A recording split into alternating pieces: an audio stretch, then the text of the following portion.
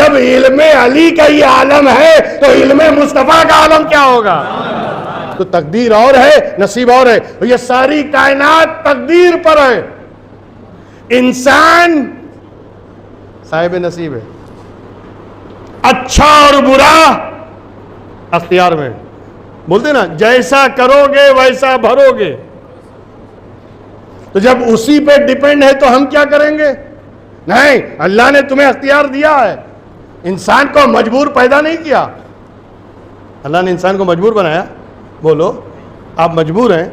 नहीं। चाहे तो मस्जिद में आए, चाहे बाहर बैठ के चाय पिए, चाहे तो गौसे आदम की महफिल में आए, चाहे बाहर खड़े होकर पान चबाएं, ये आपके अख्तियार की बात है। तो इंसान तो साहिब अख्तियार है ना। अल्लाह ने इंसान को मजबूर, हाँ कहीं कहीं मजबूर बनाया है, पूरा अख्तियार भी नहीं दे दिया। पूरा दे, आधा अख्तियार दिया है तो ये आलम है। अगर पूरा दे दे तो पता नहीं ये क्या करेगा। हज़रत मौलाए कायनात की बारगाह में एक सवाल करने वाला आया ना, और उसने आके पूछने आया, यहूदी था। कहा अली एक सवाल करना है, आप कहाँ जा रहे हैं? कहा नमाज पढ़ने। कहा जाइए नमाज पढ़ के आइए, फिर पूछता हूँ। कहा पूछ।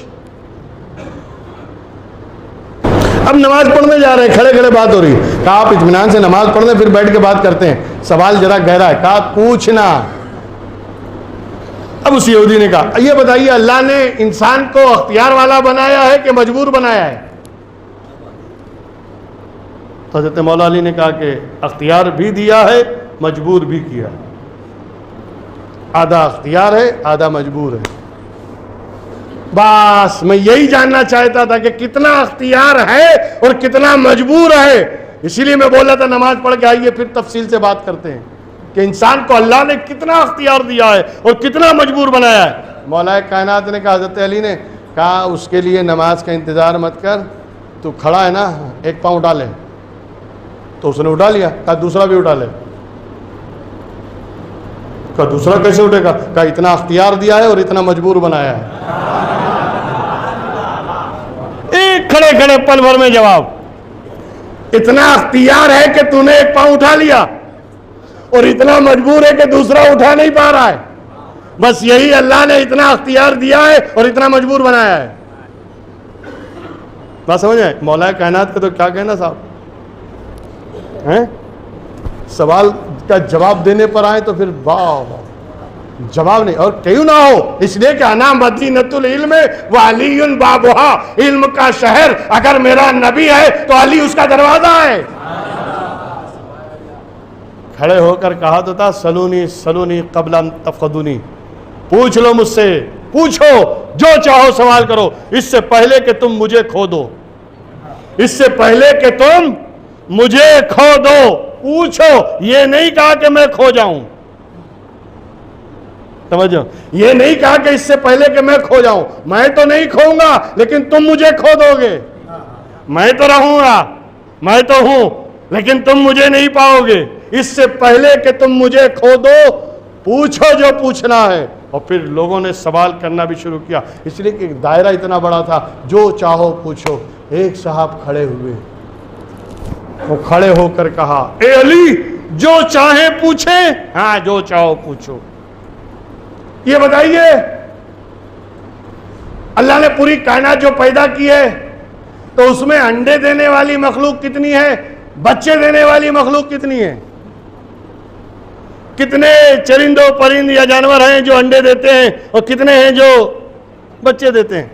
अब उसने सोचा कि लंबा लंबा करते जाएंगे तो अभी कितने को गिनाएंगे। मौलाए कायनात ने दो लफ्ज़ों में जवाब दिया, जिनके कान बाहर हैं वो बच्चे देते हैं और जिनके कान अंदर हैं वो अंडे देते हैं। अब तू देख किसके कान बाहर हैं किसके अंदर हैं। फिर एक साहब खड़े हुए, कायली मेरा भी सवाल है। कहा पूछ। उसने वही सवाल किया, कितने जानवर ऐसे हैं जो अंडे देते हैं और कितने ऐसे हैं जो बच्चे देते हैं? सवाल वही, जवाब बदल गया।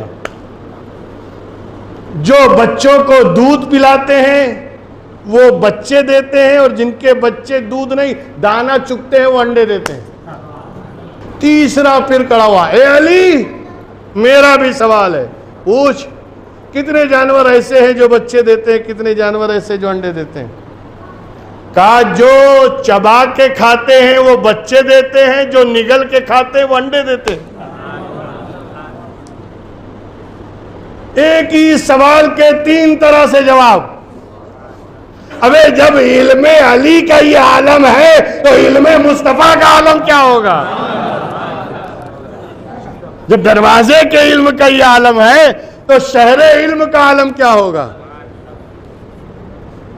हज़रत मौला कायनात ने बता दिया कि भाई अल्लाह ने अख्तियार भी दिया है और मजबूर भी किया है। तो सारी कायनात, आसमान को उसने पैदा किया, ज़मीन को उसने पैदा किया, चांद सूरज को उसने पैदा किया, मगर सब तकदीर वाले हैं।